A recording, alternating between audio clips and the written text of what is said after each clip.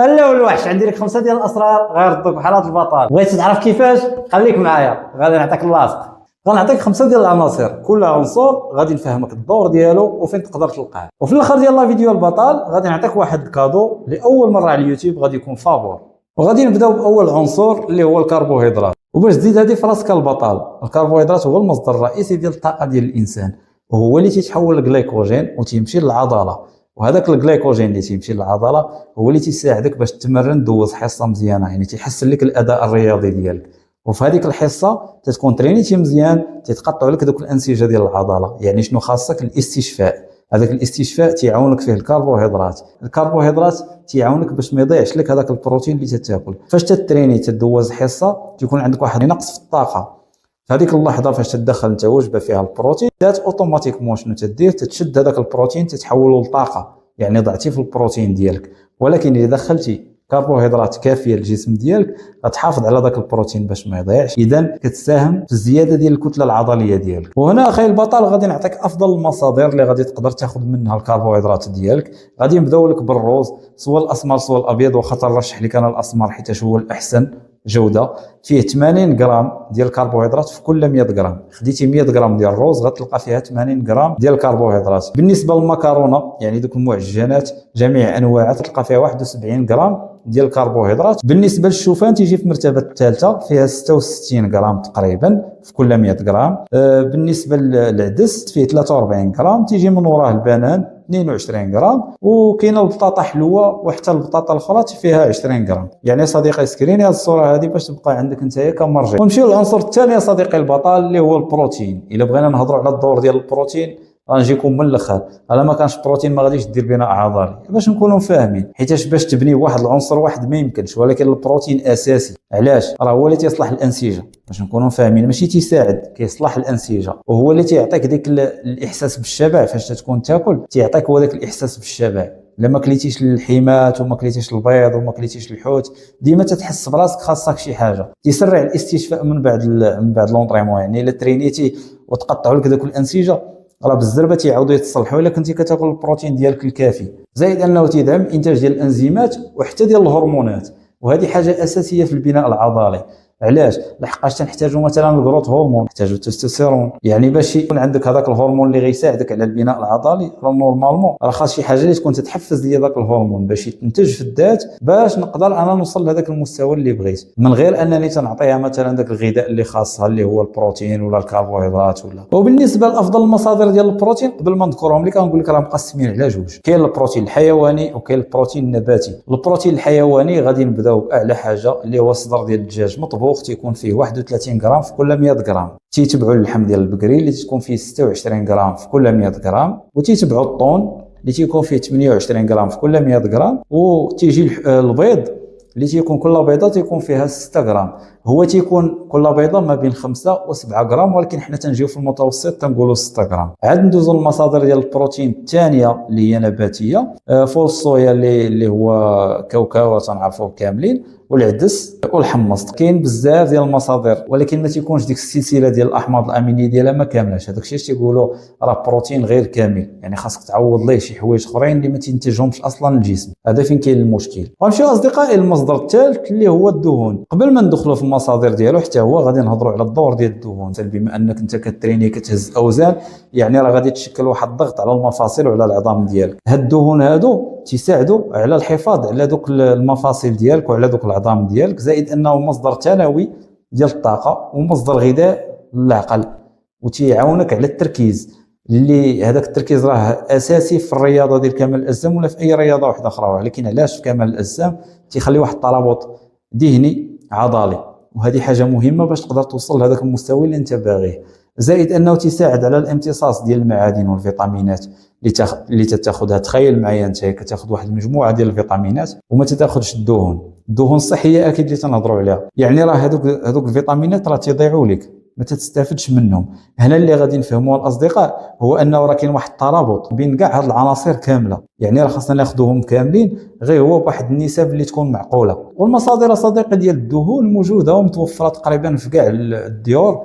الا ما لقيتيش واحد المصدر غتلقى واحد الجوج، ولا بحال زيت الزيتون اللي غادي تمشي في اي دار مغربيه غادي تلقاه مصدر اساسي ديال الدهون الصحيه، فيه الاوميغا 3، فيه مجموعه ديال المعادن، حتى هو عندك بحال الكركاع حتى هو تقدر تاخذه مره وسط السيمانه تنوع.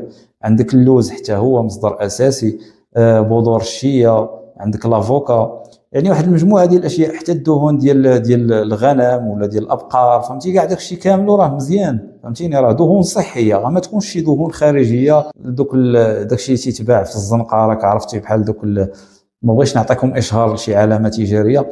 المهم على اينا الاصدقاء سكرينيو هذه الصوره هذه اللي حاط لكم هنايا باش تبقى حتى هي كمرجع الا بغيتوها. صديقي البطل، غادي نمشيو للرابع عنصر اللي هو المعادن. غادي نهضروا على الدور ديالو، بحال الكالسيوم مثلا كيساعد على البناء ديال العظام وعلى البناء ديال القوه ديال الاسنان. كاين واحد المجموعه ديال المعادن اللي تساعد في التكوين ديال الدم وديال الاكسجين، وكيعاونوا في انتاج الطاقه كذلك. مثلا فاش تمشي كتاكل شي حاجه بحال كليتي كارب ولا كليتي بروتين ولا كليتي اللي كليتي، هاد المعادن هادو تيعاونوا باش يكونوا ولا باش يحولوا هذاك الكارب لواحد الطاقه. فهموني يا الاصدقاء باش تعرفوا بانه راه كاين واحد الترابط بين كل حاجه من هاد العناصر اللي تنقول لك مع الاخرى. يعني خاصنا نقصوا من حتى شي حاجه، كلشي خاصنا ناخذوه. عاد تيعاون في التركيز ديال الدماغ. شي مرات تمشي عند الطبيب مثلا تقول لي راني عندي العصب ولا عندي ستريس، تيخرج لك المغنيسيوم، تيخرج لك الزنك، تيخرج لك هذوك ماشي معادن، راه تتساعد على التركيز وعلى الراحه وتيعزز لك حتى المناعه. يعني الدور ديال المعادن راه كبير بزاف، وحنا غافلين على هذه القضيه لحقاش ما كايناش توعيه في هذا المجال هذا.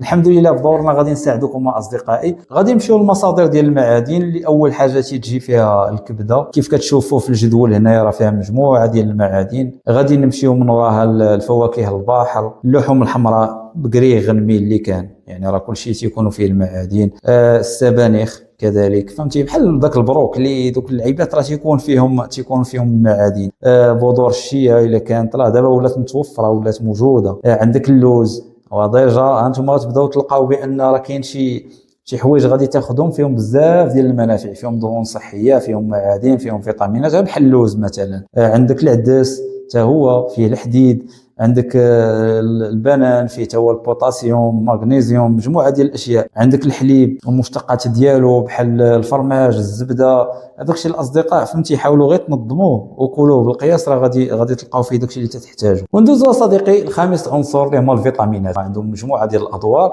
وكاين بعض الادوار اللي متشابهه مع معادن. نشوفوا مثلا انتاج الطاقه وتقليل التعب، هذا الاختصاص ديالهم. وعندهم اختصاص ثاني اللي هو دعم صحه العين والبصر، وعندهم اختصاص ثالث اللي هو النضاره ديال البشره والحفاظ على الصحه ديال القلب. هاد ثلاثه ديال الاختصاصات ديال الفيتامينات، زائد انهم مشتركين في تعزيز الجهاز المناعي، تيحاولوا يخليوا الجهاز المناعي يكون مزيان. تقويه ديال الاسنان والعظام، هذه المعلومه اللي قليل في الناس اللي تيعرفها. زائد انهم تيعاونوا على الوظائف ديال الدماغ وديال الاعصاب، تيساعدوا في هذوك الوظائف. يعني الدور ديال الفيتامينات راه كبير. وباقي هادشي غير اللي حصينا، كاين مجموعه ديال الفوائد ديال الفيتامينات، وراهم مركزه اساسيه حتى هما في الناس الرياضيين ولا غير الرياضيين. يعني راه وجبات ضروري خاص يكونوا فيها الفيتامينات. ندوزو اصدقائي المصادر ديال هذه الفيتامينات. هنا غنشوفوا الاصدقاء بان الكبده حتى هي راه فيها فيتامينات، البيض فيه فيتامينات، السمك ولا السلمون حتى هو فيه الفيتامينات، السبانخ هما اللي كانوا كيشربوا باباي راه الزيتونه.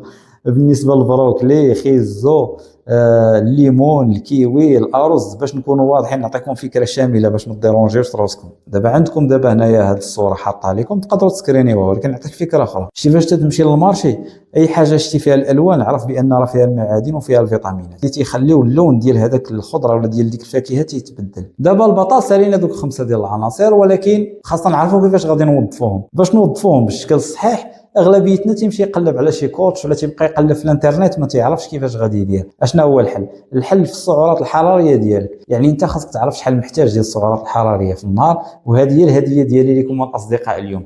غادي نخليكم تعرفوا كيفاش تحسبوا السعرات الحراريه ديالكم الروسكم باش توصل النسبه ديال البروتين اللي محتاجها، النسبه ديال الكارب اللي غتحتاجها، والنسبه ديال الدهون اكيد اللي غادي تحتاجها باش تقدر توصل لاحسن نسخه فيك. المعادله بسيطه، غادي نعطيك هذه الصوره دابا. شوف فيها الوزن فوا 2.2، يعني الوزن ديالك نتايا تنضربوه في 2.2. عاد باش كنمشيو الا كنتي بنت كنضربوا لك داك الناتج تنضربوه في 13 الا كنتي بنت، والا كنتي بطل تنضربوا هذاك الوزن ديالك في 2.2، وهذاك الشيء اللي تيعطينا هذيك النتيجه تنضربوها في 14 الا كان معدل ديال الحركه ديالك متوسط، يعني تتريني مثلا 2 حصات في السيمانه ولا.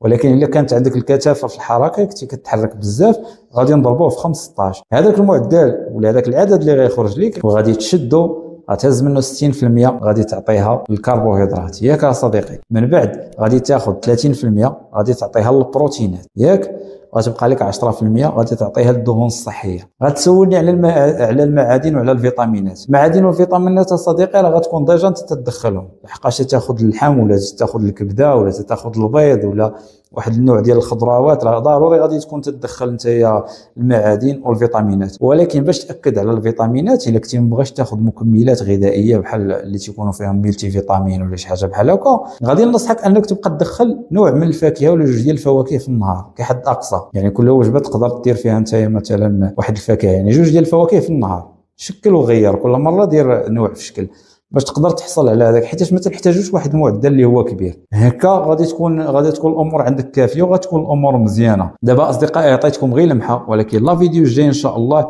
غادي ندير لكم فيديو مخصص كيفاش تحسب السعرات الحراريه ديالك بالضبط. ناخذوا مجموعه ديال الامثله ديال الاوزان، واحد فيه 70 واحد فيه 80 واحد فيه 90، ونحسبوا نعطيكم امثله بالديتاي بالتفاصيل كامله باش تعرفوا كيفاش تحسبوا لروسكم وتعرفوا كيفاش ديروا نظام غذائي لروسكم، وتقدروا بهذه المعلومات تعاونوا ناس وحدين اخرين، خوتكم والديكم ولا الناس اللي صحابكم ولا كيف ما بغى يكون الشخص اللي تتعرفوا. وهذه المعلومه بغيت نعطيها لكم انا فور فري من عندي، ما بغيت فيها غير الله يرحم الوالدين. كتبوا لي في الكومونتير الناس اقسم بالله خوتي الا كيبيعوا هذه المعلومات، والحمد لله حنا توفرت لنا هذه المعلومات حنا بالمجان من طرف واحد الصديق الله يكثر خيره، وحتى حنا الحمد لله راه حنا تنبارطاجيو ومازال غادي نبارطاجيو معكم الجديد ان شاء الله.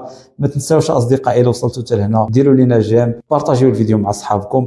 الا كان شي واحد حتى هو مهتم بالدومين حاولوا انكم توصلوا ليه هذا الفيديو حتى هو باش تكبر العائله ان شاء الله الرياضيه. ما تنساوش الاشتراك في القناه اصدقائي، فعلوا داك الزر ديال الجرس باش ان شاء الله الا كان الفيديو الجاي يوصلكم. وتحياتي لكم والى اللقاء، تهلاو.